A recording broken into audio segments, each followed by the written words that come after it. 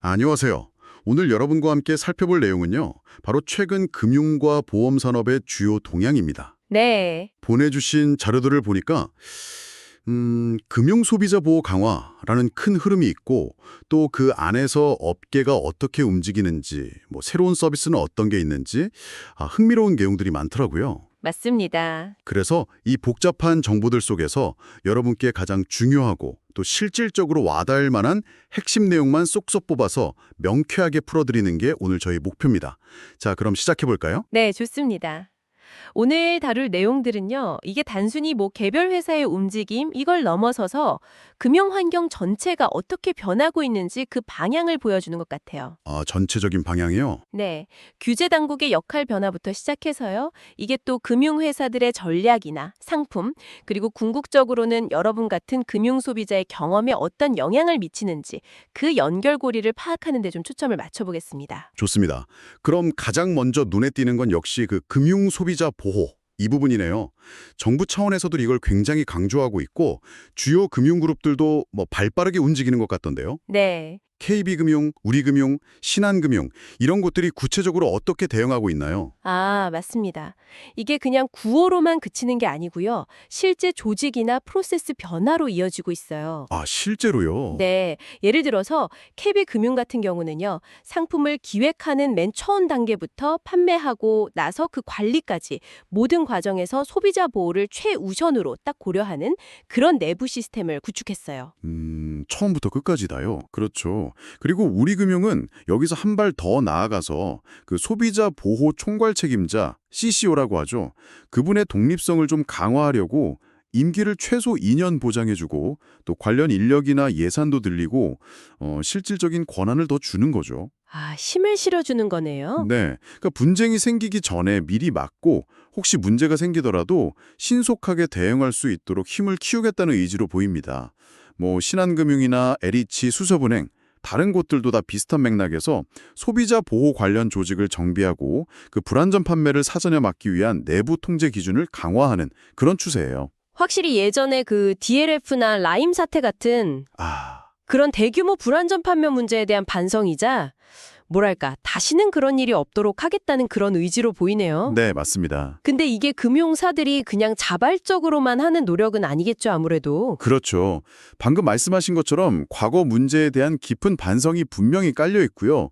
동시에 이제 금융 당국의 강화된 규제나 압박 이런 것들이 상당히 작용한 결과라고 봐야 합니다. 네, 소비자 입장에서는 이게 분명히 긍정적인 변화죠. 금융상품 가입할 때부터 혹시 모를 분쟁이 생겼을 때 사후 관리까지 좀 더 체계적인 보호를 기대할 수 있게 된 셈이니까요. 하긴 그렇죠. 근데 여기서 중요한 건요. 보호장치가 강화된다고 해서 소비자 스스로 상품 내용을 꼼꼼히 확인하고 이해하려는 노력, 이게 불필요해지는 건 절대 아니라는 점입니다. 그건 당연하죠. 네. 예를 들면 보이스피싱 피해에 대해서 금융회사가 자율적으로 배상하는 기준을 만들도록 유도한다거나 법규 위반했을 때 부과하는 과징금 기준을 좀 예측 가능하게 정비하고 또 오랫동안 묶여있던 예금자 보호 한도를 올리는 논의 이런 것들이 다 같은 맥락입니다. 그렇군요. 그런데 이렇게 금융소비자 보호 강화 흐름 속에서 정작 이걸 감독해야 할 금융감독원, 금감원 내부는 좀 어수선하다는 이야기가 들리네요. 조직 개편이나 인사 문제 같은 걸로요. 네. 이게 현장의 감독 활동, 예를 들어 보험사나 GA 검사 같은 데에는 어떤 영향을 미치고 있는 건가요? 일부 회사들은 오히려 지금 검사 받는 게 낫다 이렇게 생각한다는데 이건 또 무슨 뜻이죠? 네, 그게 좀 아이러니한 상황인데요. 금감원 내부적으로 조직 개편 방향이나 주요 임원 인선이 좀 늦어질 수 있다. 이런 얘기들이 나오면서요. 당분간 감독 기능의 집중도가 예전 같지 않을 수 있다는 그런 관측이 나오고 있습니다. 힘이 좀 빠질 수 있다. 네, 그런 거죠. 이런 상황에서 일부 보험사나 좀 큰 GA들 입장에서는 어차피 검사를 받아야 한다면 이렇게 좀 어수선한 시기에 받는 게 나중에 조직이 안정되거나 혹은 더 강력한 권한을 가진 가칭입니다만 금융소비자 보호원 같은 기구가 생긴 이후에 받는 것보다 검사 강도나 결과면에서 좀 유리할 수 있다.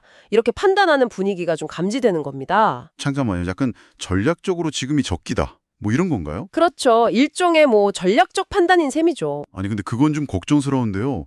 감독기관의 내부 사정 때문에 감독의 강도나 뭐 일관성이 달라질 수 있다면 그게 결국 소비자 보호에는 좀 빈틈을 만드는 거 아닌가요? 아, 정확하게 보셨습니다. 바로 그 점이 우려되는 부분이에요. 단기적으로는 뭐 소비자 민원 처리가 좀 늦어진다거나 결과의 일관성이 부족해질 수 있고요. 네. 장기적으로 보면 감독 정책의 연속성이 흔들리면서 시장의 예측 가능성이 떨어지고 결국 금융 소비자 신뢰에 좀 부정적인 영향을 미칠 수 있습니다. 감독 기능의 공백이 생기거나 약화되는 건 결국 금융 시스템 전체의 안정성을 해칠 수 있기 때문에 금감원 내부 상황이 좀 빨리 안정되는 게 중요하겠죠. 그렇군요. 정말 중요한 문제네요. 근데 그런 내부 상황 속에서도 또 국제 협력은 계속하고 있나 봐요. 금감원이 미국 보험감독당국이랑 IFS 17 관련해서 감독 방안이나 뭐 국내 보험사의 해외 진출 지원 이런 걸 논의했다는 소식이 있네요. 아, 네. 그 부분도 있습니다. IFS 17, 이게 보험사들한테는 정말 큰 변화라고 들었는데 좀 쉽게 설명해 주실 수 있을까요? 이게 뭔가요, 대체? 네, IFRS 17. 이게 뭐냐면요. 보험사들이 미래의 고객한테 줘야 할 보험금 있잖아요. 네. 그걸 지금 시점의 가치, 현재 가치로 평가해서 부채로 잡는 새로운 국제회계 기준입니다. 아, 현재 가치로? 네, 간단히 말해서 보험사들이 나중에 내줘야 할 돈을 지금 시점에서 얼마로 봐야 하는지, 그리고 그만큼의 돈을 확실히 준비해두도록 더 엄격하게 관리하는 제도, 이렇게 보시면 됩니다. 보험 부채를 좀 더 현실적으로 평가하게 되니까 보험사의 재무 건전성이나 리스크 관리 능력이 더 투명하게 드러나게 되는 거죠. 투명성이 높아지는 거군요. 그렇죠. 그래서 미국 같은 금융 선진국의 감독 사례를 참고해서 우리 보험사들의 관리 역량을 키우고 또 감독 체계를 더 선진화하자 이런 논의가 이뤄진 겁니다. 그렇군요. 보험사가 더 튼튼해지는 건 좋은데 이게 당장 뭐 우리 같은 소비자들한테는 어떤 의미가 있을까요? 혹시 뭐 보험료가 달라지거나 하진 않나요? 아, 당장 IFRS 17 도입 때문에 보험료가 직접적으로 막 오르거나 내리거나 하진 않을 겁니다. 네. 하지만 장기적으로 보면요, 보험사들이 리스크를 더 잘 관리하고 재무적으로 튼튼해지면 그만큼 안정적으로 보험금을 지급할 능력이 커지는 거니까 소비자한테는 긍정적이죠. 하긴 안정성이 중요하니까요. 네, 다만 제도 도입 초기에는 일부 보험사들이 새로운 기준에 맞추려고 자본을 더 확충해야 하는 그런 부담이 생길 수는 있어요. 이게 뭐 경영 전략이나 상품 개발 방향에 간접적인 영향을 줄 수는 있겠죠. 결국은 더 투명하고 안정적인 보험사를 통해서 소비자들이 간접적인 혜택을 보게 되는 구조다. 이렇게 이해하시면 될 것 같습니다. 알겠습니다. 금융소비자 보호가 강화되고 뭐 회계 기준도 바뀐다지만 여전히 소비자들의 불만은 좀 높은 것 같아요. 실제 민원 현황을 보니까 올 상반기에만 5만 7천 건이 넘었고 그중 절반 가까이가 보험 관련 민원이라니. 어휴, 이건 좀 놀라운데요. 네, 안타깝지만 그게 현실입니다. 수년째 보험 관련 민원이 금융 민원에서 가장 큰 비중을 차지하고 있어요. 도대체 어떤 내용이 그렇게 많은 건가요? 내용을 좀 들여다보면요. 역시나 그 불안전 판매 문제하고 보험금 지급 관련 분쟁, 이게 핵심입니다. 아, 또 그 문제군요. 네. 특히 뭐 연금보험이나 종신보험처럼 상품 구조가 좀 복잡하고 납입 기간이 긴 상품들 있잖아요. 네. 그런 경우에 가입 당시의 상품 내용을 정확히 이해하지 못했거나 아니면 판매 과정에서 중요한 내용, 예를 들어 뭐 원금 손실 가능성이라든지 사업비 구조 같은 거요. 이런 설명이 부족해서 나중에 문제가 되는 경우가 많습니다.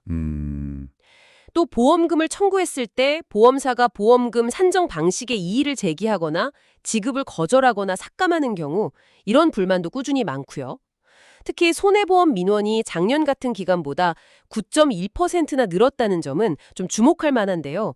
이건 보험금 산정이나 지급 과정에서 갈등이 더 잦아졌다는 신호로 볼 수 있습니다. 결국은 보험 가입할 때 설명을 제대로 못 듣거나 뭐 이해하지 못해서 나중에 보험금 받을 때 문제가 생기는 이런 악순환이 계속되는 거군요. 네, 그렇습니다. 이런 유형의 분쟁이 많다는 걸 미리 안다면 소비자들이 가입할 때 어떤 점을 좀 더 유의해야 할까요? 맞아요. 가장 중요한 건 역시 가입 단계입니다. 상품 설명서나 약관에서 이해가 안 되는 부분은 반드시 판매자에게 다시 설명을 요구하고 확인해야 하고요. 네. 특히 뭐 확정 수익, 무조건 보장 이런 달콤한 말보다는 어떤 경우에 보험금이 지급되지 않는지 그 면책 사유라고 하죠. 그리고 중도에 해지하면 환급금은 어느 정도인지 이런 것들을 명확하게 인지하는 게 중요합니다. 금융감독원에서도 이런 반복되는 민원을 줄이려고 노력하고는 있지만 결국 최종적인 선택과 책임은 소비자 본인에게 있다는 점을 꼭 기억하셔야 합니다. 네, 명심해야겠네요. 자, 민원 문제와 더불어서 보험사 실적에도 좀 빨간불이 켜진 것이 있네요. 특히 자동차 보험 실적이 상당히 안 좋다고요. 지난 8월에 대형 손해보험사 4곳에 자동차 보험 손해율이 86.7%까지 치솟았다는데 이 손해율이 높다는 게 구체적으로 어떤 의미인가요? 네. 손해율이라는 건요. 보험사가 고객한테 받은 보험료 수입 중에서 사고가 났을 때 지급한 보험금의 비율을 말합니다. 네, 받은 돈 대비 나간 돈 비율이요? 그렇죠. 예를 들어 손해율이 86.7%다 이러면 100원의 보험료를 받아서 86.7원을 보험금으로 내줬다는 뜻이에요. 꽤 많이 나갔네요. 네, 근데 여기에다가 광고비, 인건비, 점포 운영비 같은 보험사 운영에 필요한 비용, 이걸 사업비라고 하는데요. 네. 이 사업비까지 더한 비율을 합산 비율이라고 합니다. 근데 올해 상반기 주요 손해보험사들의 자동차 보험 합산 비율이 평균 99.7%에 달했어요. 99.7%요? 와, 거의 100%네요. 네, 거의 100%에 육박하는 거죠. 100에 가까우면 그럼 자동차 보험 팔아서는 거의 남는 게 없구나. 오히려 손해를 보고 있다는 이야기네요. 아니, 도대체 왜 이렇게까지 높아진 거죠? 네, 맞습니다. 보통 업계에서는 합산 비율 100%를 손익분기점으로 보거든요. 그런데 여기에 거의 도달했거나 넘어섰을 가능성이 높다는 의미입니다. 허... 가장 큰 원인으로는 우선 여름 휴가철에 이동량이 늘어난 것과 함께 아시다시피 기록적인 폭염이나 또 국지성 집중호우 같은 이상기후 현상 때문에 차량 침수나 관련 사고가 급증한 것이 꼽힙니다. 이런 추세가 계속되면 보험사 입장에서는 자동차 보험료 인상을 고려할 수밖에 없는 그런 압박 요인이 되는 거죠. 상황이 정말 녹록치 않군요. 이런 어려운 환경 속에서도 기업들은 나름대로 돌파구를 찾으려고 애쓰는 모습입니다. 먼저 GA인 인카금융서비스가 전국을 돌면서 비전 설명회를 열고 원스톱 솔루션, 이걸 강조했다는데 이건 어떤 전략인가요? 네. 인카금융서비스는 설계사가 한 19,000명 정도 되는 아주 큰 GA인데요. 와, 맞네요. 네, GA는 아시다시피 여러 보험사 상품을 비교하고 판매하는 곳이잖아요. 여기서 더 나아가서 보험뿐만 아니라 펀드 같은 투자 상품이나 대출 상품까지 한 곳에서 다 상담하고 관리해주는 종합 금융 플랫폼이 되겠다. 이런 비전을 제시한 겁니다. 아, 보험만 파는 게 아니라 금융 전반을 다루겠다. 그렇죠. 소비자는 여러 금융회사 창구를 막 돌아다닐 필요 없이 한 곳에서 다양한 필요를 해결할 수 있다. 이런 편리성을 내세우는 거죠. 그 대규모 설계사 조직을 활용해서 단순 보험 판매를 넘어서 종합 자산관리 서비스로 영역을 확장하겠다. 이런 포부입니다. 듣기에는 되게 편리할 것 같은데요. 여러 상품을 한 자리에서 비교하고 가입할 수 있다는 거니까요. 근데 혹시 특정 회사 상품 위주로만 추천받게 된다거나 아니면 나한테 진짜 좋은 상품보다는 판매 수수료가 높은 상품을 좀 권유받을 가능성은 없을까요? 아주 중요한 지적이십니다. 분명히 한 곳에서 여러 금융상품 정보를 얻고 관리할 수 있다는 건 큰 장점이죠. 네. 하지만 그 이면에는 방금 말씀하신 것처럼 특정 금융회사 상품에 좀 편중된 추천을 받을 가능성 혹은 판매자, 즉 설계사의 이해관계에 따라서 상품 추천이 달라질 가능성도 배제할 수는 없습니다. 그럴 수 있겠네요. 따라서 이런 원스톱 서비스를 이용하실 때는 편리함에만 주목할 게 아니라 제시된 포트폴리오가 정말 나에게 최적화된 것인지, 다른 대안은 없는지 스스로 한 번 더 확인하고 비교해보는 자세가 필요합니다. GA의 장점, 그러니까 다양한 상품 비교라는 장점과 단점, 즉 특정 상품 편중 가능성, 이 두 가지를 모두 이해하고 현명하게 활용해야 합니다. 네, 건강 상담 서비스를 제공한다고요. 이건 또 무슨 연결고리죠? 네, 이게 좀 재미있는 협업인데요. 교보생명의 헬스케어 전문 자회사인 교보다솜케어가 LG U+의 알뜰폰 자회사 U+ 유모바일이라고 있죠? 네. 거기랑 손을 잡고 그 알뜰폰 이용자들한테 건강관리 서비스를 제공하기 시작했어요. 근데 이게 흥미로운 점은 그냥 앱 사용법 안내 이런 게 아니고요. 의사, 간호사, 영양사, 심리상담사 같은 전문가들이 1대1로 맞춤형 건강상담을 해주고 필요하면 병원 안내나 예약 대행, 또 제휴된 건강검진센터 우대 혜택까지 준다는 겁니다. 와, 상당히 본격적인데요. 네, 심지어 이용자 본인뿐만 아니라 가족, 그리고 국내에 거주하는 외국인 가족까지 서비스를 이용할 수 있게 대상을 넓혔어요. 아니, 보험회사가 왜 갑자기 알뜰폰 이용자의 건강까지 이렇게 챙겨주는 걸까요? 뭔가 다른 이유가 있을 것 같은데요? 네, 여러 가지 복합적인 이유가 있습니다. 첫째는 고객의 건강 데이터를 확보하고 분석해서 나중에 더 정교한 보험 상품을 개발하거나 위험률을 관리하는 데 활용할 수 있겠죠. 아, 데이터 확보. 둘째는 건강 상담이라는 서비스를 통해서 고객과 계속 접점을 만들고 관계를 강화, 그러니까 인게이지먼트라고 하죠. 그걸 할 수 있고요. 셋째는 고객이 더 건강해지도록 도와서 장기적으로 보험금 지급률을 낮추는 효과도 기대할 수 있습니다. 일석삼조네요. 그렇죠. 마지막으로 물론 헬스케어 서비스 자체를 새로운 수익 모델로 만들려는 의도도 있고요. 소비자 입장에서는 일상에서 편리하게 전문가의 건강 조언을 얻을 수 있는 기회가 생기는 셈이죠. 그렇군요. 삼성생명의 라이프 놀로지랩 프로젝트도 좀 비슷한 맥락으로 볼 수 있을까요? 행복한 삶을 위한 웰리스 기술, 이걸 연구해서 세계적인 디자인상까지 받았다고 하던데 루시드라는 휴대용 멘탈 케어 기기 같은 것도 만들었다고요. 아, 네, 맞습니다.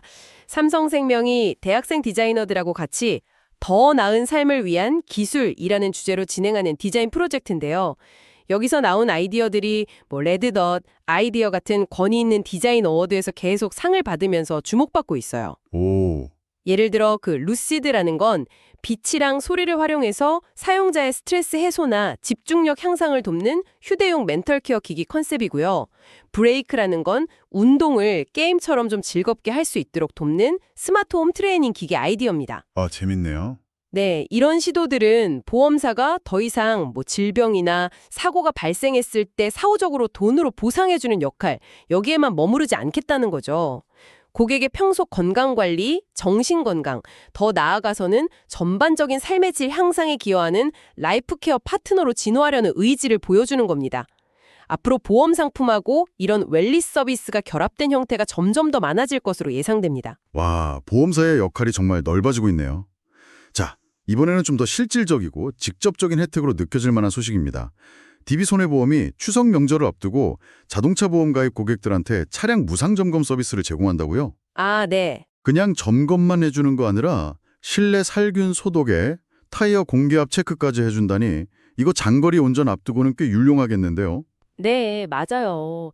명절에는 장거리 운전이 많아지니까 고객들의 안전운전을 돕고 동시에 고객 만족도를 높이기 위한 일종의 서비스 마케팅이죠. 그렇죠. 타이어 공기압이나 브레이크 오일, 배터리 상태 같은 기본적인 안전 점검은 물론이고 말씀하신 것처럼 워셔액 보충이나 실내 살균 소독 같은 부가 서비스까지 제공한다고 하니까요. 해당 보험사 고객이라면 연휴 시작 전에 꼭 한번 이용해 볼 만한 실질적인 혜택입니다. 네, 저도 해당되면 꼭 받아봐야겠네요. 네, 이런 활동이 실제 사고 예방으로 이어진다면 보험사 입장에서도 손해율 관리에 도움이 되니까 고객과 회사 모두에게 긍정적인 활동이라고 할 수 있겠습니다. 네, 그렇겠네요. 자, 마지막으로요. 이건 보험사는 아니지만 우리 사회의 안전과 관련된 좀 흥미로운 소식입니다. 배달의 민족, 배민이죠. 여기서 국내 최초로 오토바이, 그러니까 이륜차 전문 교육기관인 배민 라이더 스쿨을 열었다고요. 아, 네, 저도 그 소식 봤습니다. 연간 1만 명 교육을 목표로 실제 사고 사례를 반영한 코스에서 교육한다는데 이건 어떤 의미가 있을까요? 네, 경기도 하남에 꽤 큰 규모로 한 2,600평 정도 된다고 하는데요. 실내외 교육장을 갖춘 상설교육시설을 열었습니다. 이게 단순히 이론 교육이나 기본적인 주행 연습 여기에 그치는 게 아니고요. 빗길, 좁은 골목길, 맨홀 뚜껑, 급제동 구간처럼 실제 배달 환경에서 마주칠 수 있는 다양한 위험 상황을 재현한 코스에서 실습 중심으로 안전운전 구역을 진행한다는 점이 특징입니다. 와, 정말 실전처럼 하네요. 그렇죠. 배달 산업이 급성장하면서 라이더들의 안전 문제가 계속 지적되어 왔잖아요. 네, 맞아요. 사고도 많고. 네. 그런데 업계 1위 플랫폼 기업이 이렇게 대규모의 전문 교육 시설을 직접 만들어서 운영한다는 것은 상당히 의미 있는 행보라고 생각합니다. 단순히 배민 라이더들만을 위한 게 아니라 우리 모두의 도로 안전에도 긍정적인 영향을 줄 수 있겠군요. 네, 그렇습니다. 배달 라이더들의 운전 실력이나 안전의식이 향상되면 이게 라이더 본인의 사고 위험을 줄이는 것을 넘어서서 함께 도로를 이용하는 보행자나 다른 운전자들의 안전에도 분명히 기여하게 될 겁니다. 그동안 배달 플랫폼들이 좀 속도 경쟁에 치중해왔다는 비판도 있었는데 이제는 안전에 대한 투자를 본격화하고 있다는 상징적인 사례로 볼 수 있고요. 이런 움직임이 다른 배달 플랫폼이나 물류업계 전반으로 좀 확산되는 계기가 될 수 있기를 기대해봅니다. 네, 좋은 변화의 시작이 되길 바랍니다. 자, 오늘 정말 다양한 이야기를 나눴습니다.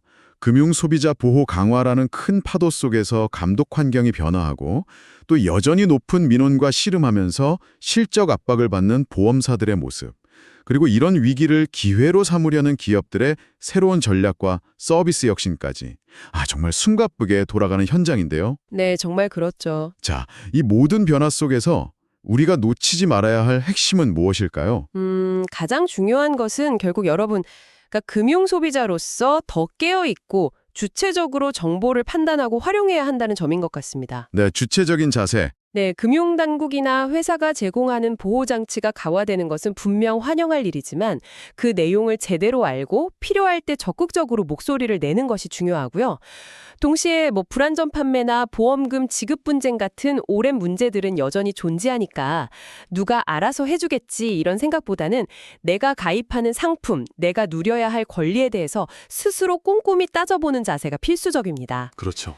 또한 기업들이 선보이는 편리하고 혁신적인 서비스들이 정말 나에게 필요한 가치를 제공하는지, 혹시 다른 이면은 없는지 한 걸음 딱 떨어져서 냉철하게 평가하는 지혜가 그 어느 때보다 필요한 시점이라고 생각합니다. 이런 맥락에서 한 가지 좀 생각해 볼 만한 질문이 떠오르는데요. 네, 어떤 질문인가요? 오늘 저희가 살펴본 내용을 바탕으로 여러분께 마지막으로 던져드리고 싶은 질문이기도 합니다. 네, 점점 더 많은 보험사들이 단순히 위험을 보장하는 것을 넘어서서요, 건강관리나 라이프스타일 코칭 같은 웰니스 영역까지 파고들고 있습니다. 앞으로 여러분과 보험사의 관계는 어떻게 변할 것이라고 생각하시나요? 보험사가 여러분 삶의 질을 높여주는 든든한 동반자가 될까요? 아니면 더 많은 데이터를 활용해서 여러분의 위험을 평가하고 새로운 방식으로 상품을 판매하려는 또 다른 전략일 뿐일까요? 한 번쯤 고민해 보시면 흥미로울 것 같습니다. 네, 정말 생각해 볼 만한 질문이네요. 오늘 깊이 있는 분석 정말 감사합니다. 청취해 주신 여러분도 고맙습니다.